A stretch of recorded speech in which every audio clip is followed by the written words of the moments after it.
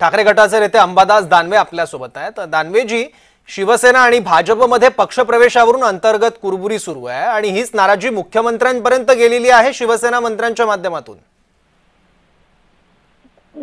खरं तर हे अशी काही नाराजी वगैरे काही अर्थ नाही, कर्माचे फळ आहेत ते भोगावे लागते त्यांना, बरं का। इथे नाराजी व्यक्त हे दिल्या भाकरीने सांगितल्या कामाचे, यांना नाराजी व्यक्त करायचा कोणताच अधिकार नाही। त्याच्यामुळे यांच्या नाराजीला कोणी भारतीय जनता पार्टी फुकट मोजणार पण नाही।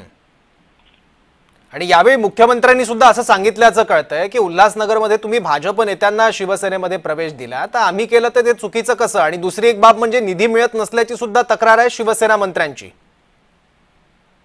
निधी कोणालाच मिळणार नाही, कारण या राज्यात मागच्या 2-3 वर्षाची उधळपट्टी झाली होती, तेव्हा आत्ताची जर राज्याची आर्थिक परिस्थिती निधी कोणालाच मिळणार नाहीये।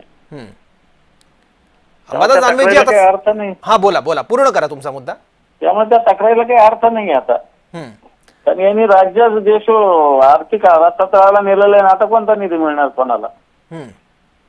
पण दानवे, राज्यात स्थानिक स्वराज्य संस्थांच्या निवडणुका आता सुरू आहेत सध्या, त्या निवडणुकांमध्ये महायुतीतल्या या विसंवादाचा फटका बसू शकतो असं तुम्हाला वाटतं का? अर्थात हा विसंवाद नाहीये असं भाजप नेत्यांचं म्हणणं आहे। विसंवाद 2 पक्षात असतोच ना। विसंवाद कोणते 2 पक्ष काय एकत्र थोडे एका विषयाने काम करत असते। एका पक्षात विसंवाद असतो तर 2 पक्षात असणारच आहे, त्याच्यामुळे हे चालूच राहणार, ही प्रोसेस आहे।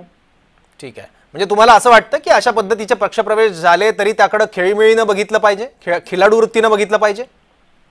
खिलाडू वृत्तीनं नाही म्हणतात, ही तर स्पर्धा लागलेली आहे, यांची तर जास्त लागलेली आहे।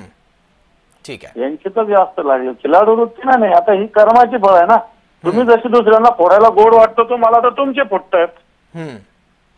ठीक आहे, ठीक आहे दानवेजी, धन्यवाद आपल्या प्रतिक्रियेबद्दल। आपण जय महाराष्ट्र सोबत संवाद साधला त्यासाठी।